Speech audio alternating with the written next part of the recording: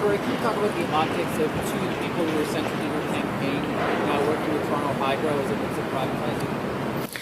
Well, I mean, Hydro hires their own consultants without any advice or direction from me. And I understand in the case of one of them at least, it was as a result of a competition. And surely we're not to the stage where because somebody got involved on any side of a political campaign, those people are disqualified from competing. And then if they're good enough to compete and winning a business at which they're very good.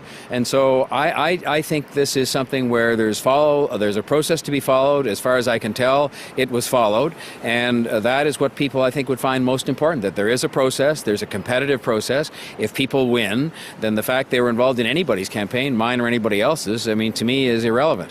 Some in the energy community are saying Toronto Hydro started laying the groundwork for this as late as last December. Who gave Toronto Hydro the authorization to start spending money on lawyers and consultants before council had even said, look? Well, Toronto Hydro has its own board of directors and operates on many matters without coming back to the shareholder and constantly asking, can we do this or can we do that? That's the whole idea of setting up bodies like Toronto Transit Commission and Toronto Hydro, is that they have a degree of expertise and independence they apply to whatever it is they're doing at a given point in time. But I will say that coincident with the dates you talked about, or shortly thereafter, the City Council itself authorized its officials to go out and get advice on what could be done, if anything, with respect to assets like Toronto Parking Authority and Toronto Hydro, and that's exactly what's going on right now. We haven't seen those reports yet, and Toronto Hydro, I assume, is doing what its board, which includes, by the way, 2 or 3 members, I think 3 members of City Council, deems to be best for it to be done in terms of exploring things that it should be exploring to run its business properly going forward.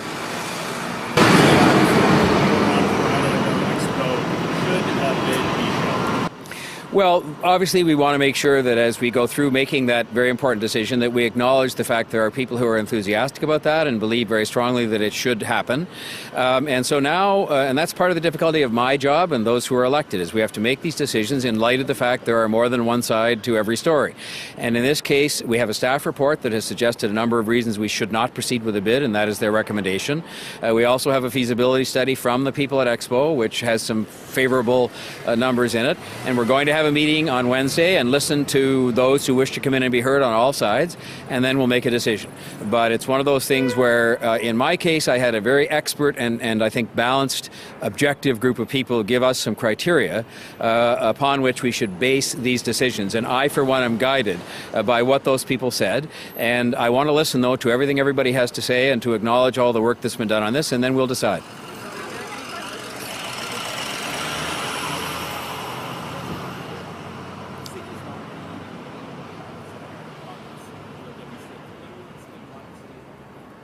Well, my understanding is that the Public Health Department indicate they need some more inspectors. And so I would only tell you that my principal objective, I think the thing that we're put in public life to safeguard more so than anything else, is this kind of a standard.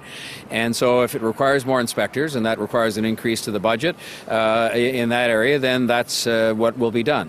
But at the moment, they're considering all that within the context of the overall budget. And I would hope that just as they could find some efficiencies in some areas of their budget, and they've been working hard at that as well, that if they need to have more inspectors to meet the provincial standard, then that's exactly what we'll do. Mayor Tory, today's Star revealed how people in your office and also the TTC used a misleading briefing note to get councillors to back the Scarborough Subway. Are you concerned about the politicization of city staff and TTC? From my reading of the story, it didn't indicate any involvement, nor was there any of my office or anybody else in the political realm writing up that note. The note was written up. Did we then take the note and use it? And again, I don't accept any characterization of it in one way or the other. As far as I'm concerned, that information came from the TTC, and I should have the right to rely on that, and so should other people in the public realm. Here's the real bottom line. The real bottom line is, I received a mandate in the election campaign. 80% of the people of Toronto voted for a candidate who supported the Scarborough Subway. I was one of those candidates. Secondly, an overwhelming 2/3 of the members of City Council voted just recently to proceed with that subway after a debate that was as extensive as any we've ever had, including full participation by media in favor and opposed, and other people in favor and opposed. And I respect that process, and I now respect that the mandate I have from people is to get on with this.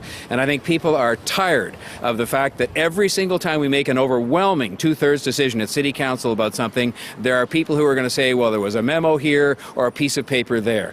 We're going to get on with building transit in this city. This is part of building a 21st century city, is building transit, and you've often asked me how we're going to pay for it, and we're going to be spelling some of that out this fall as well. But my job is to provide leadership in this city and to get things done, and that is exactly what I intend to do going forward. Bottom line is actually $3.2 billion for a one-stop subway, and we know that's going to go up. How much are you willing to spend city taxpayers' money on one stop? You know, again, I respect your right to ask me any question you wish any day of the week, but these are the kinds of questions that have been asked over and over again, and the bottom line is that City Council had a lot of information in front of it. It made an overwhelmingly positive decision, 2/3, in favor of building the Scarborough Subway, and I now take the vote of the City Council forward. I take the mandate I received from the people forward, and I'm looking forward to the fact that in my lifetime they'll be talking about extending that Scarborough Subway again, because it's brought so many jobs and so much investment to Scarborough, and it's brought proper transportation to the eastern part of the city as part of the first 15-year plan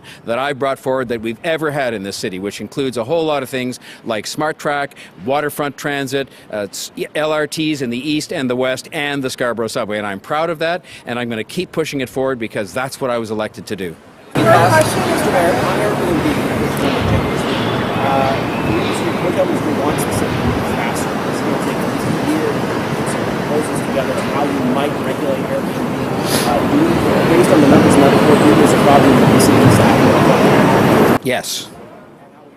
You'll see as we get to the executive committee on Wednesday, because I just see a sense that this is one of those issues that's kind of percolating up, and that I'm very anxious to avoid a situation where, you know, we get to the stage where it becomes some kind of a crisis or one of those kind of wars that sort of happen between different groups. There's a lot of concern out there about this. There's a lot of people who obviously benefit from it and use it and are part of it, but I want to make sure that we stay on top of it, and so you'll see that I'll have some things to say about that before or during the time of our meeting this week.